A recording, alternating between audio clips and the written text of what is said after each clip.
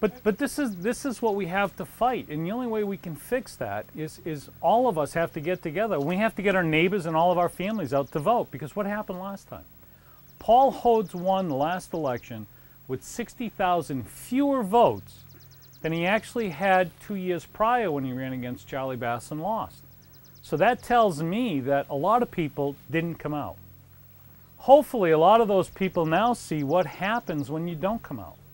When you don't come out, the others, the people who really don't care about your money, they win and they get to spend your money.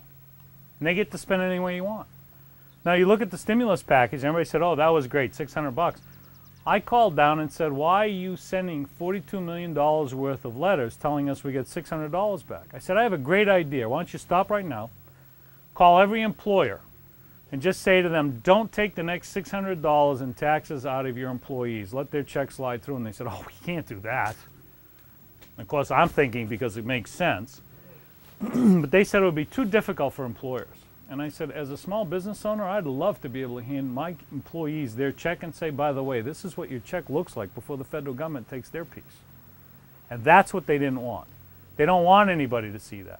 Not only that, if they had just stopped collecting taxes for a little bit, they wouldn't be able to stand up there with a huge smile and say, look what I'm giving you. They're not giving you anything. They took it from you, and they shouldn't have taken it in the first place.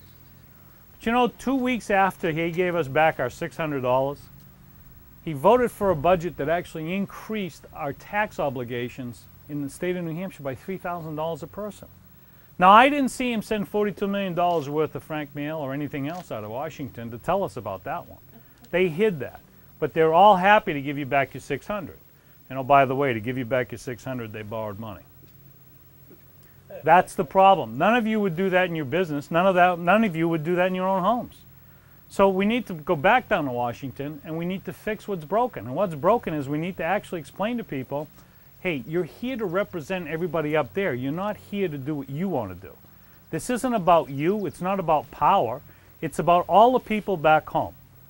And the only way to do that is to elect somebody to go down there who's just like us, who knows what it's like.